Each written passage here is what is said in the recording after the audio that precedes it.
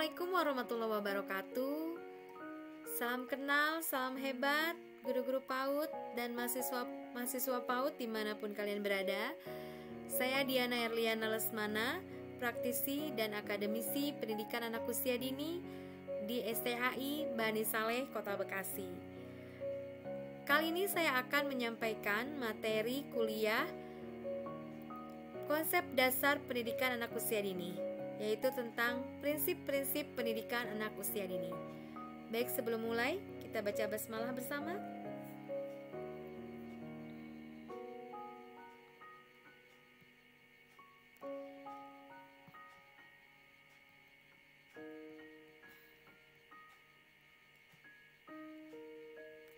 Ya, prinsip-prinsip pendidikan anak usia dini. Prinsip pertama yaitu berorientasi kepada kebutuhan anak. Di sini kita lihat ada segitiga piramida, hierarki Maslow tentang kebutuhan anak. Yang paling dasar adalah kebutuhan fisik, di mana anak membutuhkan kebutuhan untuk makan dan minum terkait dengan lapar dan haus.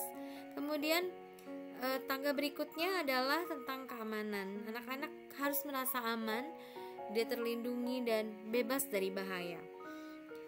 Tangga berikutnya adalah di sini ada rasa ingin dimiliki dan disayang, yang berhubungan dengan rasa diterima, ya, dan rasa dimiliki, diberikan kasih sayang yang tulus.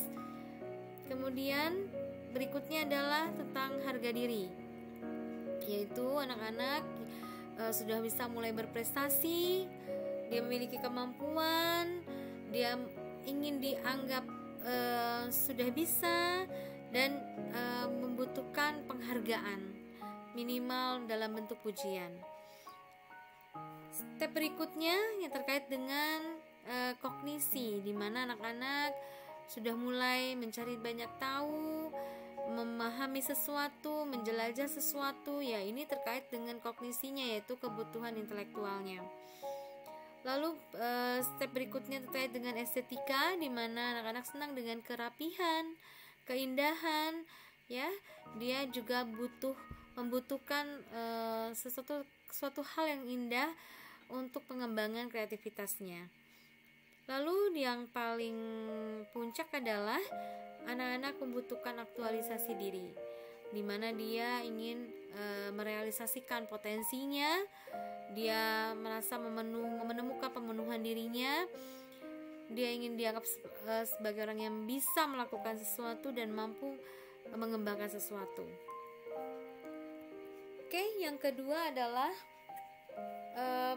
prinsip yang sesuai dengan perkembangan anak. Ya, setiap anak memiliki waktu perkembangan. Dari sini dilihat ada beberapa teori yang mendasari. Ya, di sini ada teorinya psikososial dari Erik Erikson, lalu teorinya Piaget yang sensorimotor, profesional, konkret dan operasional konkret. Ya, di sini juga ada yang berkaitan dengan aktivitasnya. Baik, kita coba uraikan satu persatu. Di sini ada tubuh, ya, di mana anak-anak membutuhkan tubuhnya untuk menggunakan tubuhnya untuk mengembangkan sensori motornya. Ya, ini usia 0 sampai 1 tahun, ya, dia menggunakan tubuhnya untuk sensori motornya, pengembangan sensori motornya. Dan di sini untuk psikososialnya, yaitu percaya versus tidak percaya. Ini maksudnya adalah kepercayaan dasar terbentuk pada masa bayi terhadap ibu atau pengasuh, yang ditunjukkan dengan kenyamanannya selama dalam pengasuhan, baik ketika tidur, makan, maupun bermain. Nah, kebiasaan itu terus berlangsung dalam kehidupan bayi dan merupakan dasar paling awal bagi berkembangnya suatu perasaan identitas psikososial. Di sini bayi belajar percaya pada orang dewasa di sekitarnya dan menjadi dasar baginya untuk mempercayai dirinya sendiri. Nah, kegagalan akan terjadi apabila bayi sudah mengembangkan rasa tidak percaya atau kecurigaan. Dia akan merasa takut tidak akan ada kenyamanan dari lingkungannya, sehingga bayi tersebut mengembangkan kecurigaan pada orang lain dan tidak percaya pada dirinya sendiri. Oke. Kemudian untuk garis waktu perkembangan berikutnya adalah anak-anak membutuhkan mainan untuk melatih kemampuan sensori motornya. Ini anak usia 1-3 tahun. Dan untuk psikososialnya, menguasai diri versus malu atau ragu. Di sini anak cenderung aktif dalam segala hal. Anak harus didorong untuk mengalami situasi-situasi yang menuntut kemandirian dalam melakukan pilihan. Jadi rasa mampu mengendalikan diri membuat anak memiliki kemauan yang baik, ya, dan bangga yang bersifat menetap. Sebaliknya, kalau kita banyak melarang, kita membatasi ruang geraknya, anak-anak akan mudah menyerah dan kehilangan kontrol diri, sehingga menyebabkan perasaan malu dan ragu-ragu dalam bertindak, juga sifatnya akan menetap. Oke, untuk garis perkembangan berikutnya, di sini anak-anak sudah mulai bermain, ya. Dan untuk pengembangan kognitif, ya, pra-operasional konkret. Nah, di sini terkait dengan kecerdasan kognitifnya, di sini anak-anak membutuhkan benda-benda konkret untuk kegiatan bermainnya. Nah, di sini untuk psikososialnya terkait dengan prakarsa versus bersalah, ini maksudnya adalah ini tahap inisiatif, yaitu suatu masa untuk memperluas penguasaan dan tanggung jawab dengan berinteraksi dengan lingkungan. Nah, selama tahap ini anak menampilkan diri lebih maju, lebih seimbang secara fisik maupun kejiwaan. Dia memunculkan rasa ingin tahunya yang besar terhadap sesuatu hal. Ya, tapi bila semasa ini tidak diberikan kesempatan atau mendapatkan pola asuh yang salah, maka mereka akan cenderung merasa bersalah. Akhirnya hanya berdiam diri, terasing batin, timbul karena suatu perasaan bersalah, dan sifat ini menetap hingga dewasa. Oke, untuk yang garis perkembangan berikutnya, usia 7-11 tahun. Di sini anak-anak sudah dikatakan bekerja atau kerja. Dia menggunakan tahapan berpikirnya sudah konkret. Nah, di sini tahapan psikososialnya anak-anak menghasilkan versus hasil rendah. Maksudnya di sini adalah dia sudah mulai menempuh pendidikan formal, ya. Orang tua harus selalu mendorong, guru harus selalu memberikan perhatian, teman harus menerima kehadirannya. Nah, bahaya dari tahap ini, anak bisa mengembangkan perasaan rendah diri apabila dia tidak berhasil menguasai tugas-tugas yang dipilihnya atau yang diberikan oleh orang tua atau guru. Nah, hal yang ini anak dapat mengembangkan sikap rajin jika anak tidak dapat meraih sukses karena mereka merasa tidak mampu. Anak dapat mengembangkan sikap rendah diri. Ya. Oke, ini yang menghasilkan dan versus hasil rendah. Nah, untuk prinsip ketiga adalah mengembangkan kecerdasan anak. Terdapat 9 dimensi kecerdasan jamak, ini menggunakan teorinya Howard Gardner. Yang pertama adalah kecerdasan linguistik, yaitu cerdas kata. Anak-anak yang memiliki cerdas kata biasanya dia banyak sekali kosakatanya, pembendaraan katanya, dan dia bisa mengekspresikan dalam bentuk lisan atau tulisan. Yang kedua adalah kecerdasan logika dan matematika. Ini anak-anak yang cerdas angka dan rasional, berpikirnya logis, kemudian juga sangat cepat dalam hal berhitung dan operasi berhitung lainnya. Ya, terkait dengan operasi matematika hebat. Yang ketiga, dia cerdas visual spasial. Ini terkait dengan cerdas ruang, tempat, dan gambar.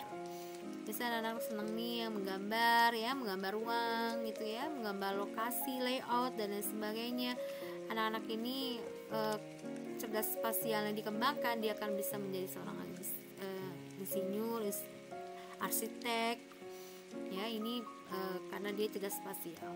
Kemudian yang keempat, kecerdasan kinestetik raga. Ini cerdas raga. Ya, istilahnya ini secara kinestetik, fisik motorik. Dia sangat terlatih, sangat pandai, dan ini biasanya yang sangat cerdas kinestetik ini, cerdas raga ini, dia akan sukses menjadi atlet. Yang kelima adalah kecerdasan musik. Anak-anak yang cerdas musik, dia akan lebih peka terhadap musik, lagu, ya, terkait dengan berbagai hal yang berkaitan dengan seni musik. Dia sangat berbakat, ya. Yang keenam, cerdas interpersonal, terkait dengan cerdas orang. Maksudnya adalah anak-anak ini pandai sekali bersosialisasi, berinteraksi dengan orang lain, dan dia juga dapat mempengaruhi orang lain. Oke. Yang ketujuh adalah kecerdasan intrapersonal, itu cerdas diri. Dia mampu memahami dirinya sendiri, mampu berintrospeksi, mampu berempati dan bersimpati kepada orang lain. Nah, yang ke-8 adalah kecerdasan naturalis, yaitu cerdas alam. Anak-anak yang cerdas alam itu biasanya sangat menyukai kegiatan-kegiatan yang ada di alam, menanam tanaman, merawat binatang, dan hal lain yang berkaitan dengan kegiatan di alam. Kecerdasan yang terakhir adalah kecerdasan spiritual. Ini terkait dengan kecerdasan kalbu, religi. Anak-anak yang sangat dekat dengan agamanya, dengan Tuhannya. Dia mampu menjadi motivator atau bisa mempengaruhi orang lain berkaitan dengan keagamaan. Biasanya jadi pemuka agama. Nah, yang keempat adalah prinsip keempat adalah belajar melalui bermain. Siapa yang tidak suka bermain? Pasti semuanya suka bermain, karena bermain itu sangat menyenangkan. Dan anak-anak masih masanya bermain. Di sini anak bermain itu adalah hal yang sangat menyenangkan dan spontan. Harusnya bermain itu benar-benar bermain bebas. Di sini lihat ekspresi mereka sangat senang dalam kegiatan bermain. Ya, dia bermain air, bergelayutan, bermain masak-masakan, bermain balok. Ya, biarkan mereka mengeksplorasi media dengan bermain. Prinsip kelima adalah anak belajar dari konkret ke abstrak. Ini maksudnya adalah anak-anak belajar dari hal-hal yang konkret, yang nyata, yang dia lihat, dia rasakan, dia dengar, dia raba, dia sentuh, dia kecap, ya, itu hal-hal yang konkret. Baru dia akan belajar ke hal yang abstrak yang dapat dipikirkan melalui imajinasinya. Kemudian anak-anak juga belajar dari hal yang sederhana ke kompleks. Jadi hal-hal yang mudah dipahami mereka, yang dekat dengan mereka, hal-hal yang sederhana, baru hal yang rumit. Oke. Kemudian anak juga belajar dari gerakan, dari bergerak, baru dia bicara atau verbal. Ya, jadi bayi pun tidak langsung bicara kan waktu lahir. Jadi dia menggunakan tubuhnya, melalui gerakannya dia belajar. Baru dia belajar melalui verbal. Kemudian anak-anak juga belajar dari sendiri ke sosial. Jadi anak-anak awal-awal senang bermain sendiri. Dia egosentrisnya masih tinggi. Usia di bawah 3 tahun egosentris masih tinggi. Bermain pun masih rebutan mainannya, dan dia masih ingin menguasai permainan. Itulah karena dia belajarnya mulainya dari sendiri. Terus baru dia menerima kehadiran teman-temannya. Ya, dia mulai menerima teman-temannya, berinteraksi sosial dengan lingkungannya. Oke, prinsip ke-6 adalah anak sebagai pembelajar aktif. Ya, yang anak adalah pembelajar aktif. Jadi harus berikan kegiatan-kegiatan yang membuat mereka aktif, tidak monoton. Ya, mereka menggunakan anggota tubuhnya untuk bermain, mengerjakan sesuatu dengan lebih aktif. Prinsip ke-7, anak belajar melalui interaksi sosial dengan orang dewasa dan teman sebaya di lingkungannya.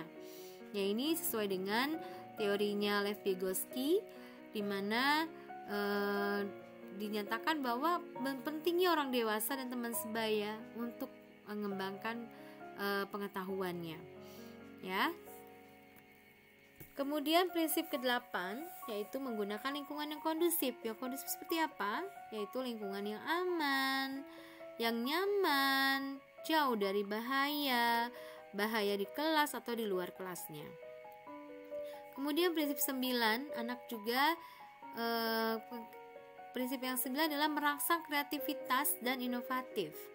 Ya, kegiatan-kegiatan yang dilakukan anak-anak harus dapat menstimulasi kreativitasnya.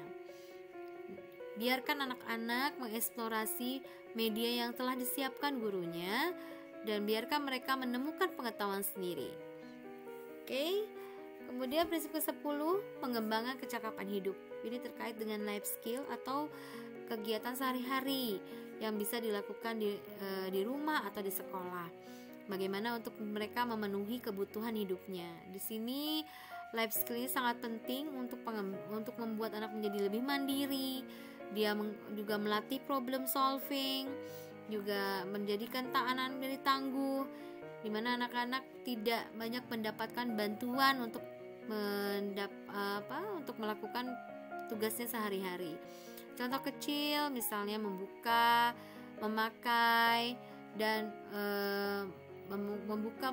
memakai dan membuka sepatu, kaos kaki, mengancing baju, ya, makan sendiri. Nah, itu harus dilatih sejak usia dini. Kemudian yang prinsip ke-11 adalah memanfaatkan potensi lingkungan, di mana setiap sekolah atau rumah pasti memiliki potensi masing-masing. Kita guru harus lebih peka melihat potensi apa yang bisa kita kembangkan, kita manfaatkan untuk sumber belajar anak. Contohnya misal lingkungan sekolah berada di area pesawahan. Ayo kita buat kegiatan-kegiatan belajar dengan menggunakan sumber belajarnya itu sawah. Apa yang bisa kita gali potensinya berada di daerah sawah. Ya, anak bermain sambil belajar dengan potensi lingkungan yang ada. Kemudian prinsip ke-12 adalah sesuai dengan kondisi sosial budaya. Indonesia adalah negara yang multi budaya, banyak sekali budaya Indonesia. Nah, kita juga wajib mengenalkan budaya apa yang anak-anak miliki, dalam arti di mana mereka berpijak, asal mereka dari mana, dan sekolahnya berada di mana. Ya, sesuaikan dengan kondisi sosial budaya setempat. Kenalkan bahasanya, kenalkan makanan khasnya, kenalkan mereka dengan budaya-budaya setempatnya. Oke, kemudian yang terakhir adalah prinsip stimulasinya secara holistik. Di sini adalah bagaimana mengembangkan kegiatan-kegiatan itu untuk mengembangkan 6 aspek perkembangan secara menyeluruh. 6 aspek perkembangan apa saja, teman-teman? Ya, yang pertama nilai agama dan moral, fisik motorik, kognitif, bahasa, sosial emosional, dan seni. Nah, itu harus dikembangkan secara holistik menyeluruh dalam kegiatan-kegiatan pembelajaran anak. Baik, itulah 13 prinsip dasar pendidikan anak usia dini. Kita baca sama-sama yang ini. Nah, jika Anda ingin anak-anak Anda berkembang, biarkan mereka mendengar hal-hal baik yang Anda katakan. Haim Ginlaut. Alhamdulillah. Ya, itu dia pemaparan materi tentang prinsip-prinsip dasar pendidikan anak usia dini. Saksikan video materi pembelajaran yang lain. Jangan lupa pinta like-nya, komen, subscribe, dan boleh di-share bila ini bisa bermanfaat buat teman-teman semua. Oke, sebaik-baiknya manusia adalah yang bermanfaat bagi orang lain. Terima kasih banyak atas perhatiannya. Mohon maaf lahir batin. Wabillahi taufiq wal hidayah. Wassalamualaikum warahmatullahi wabarakatuh.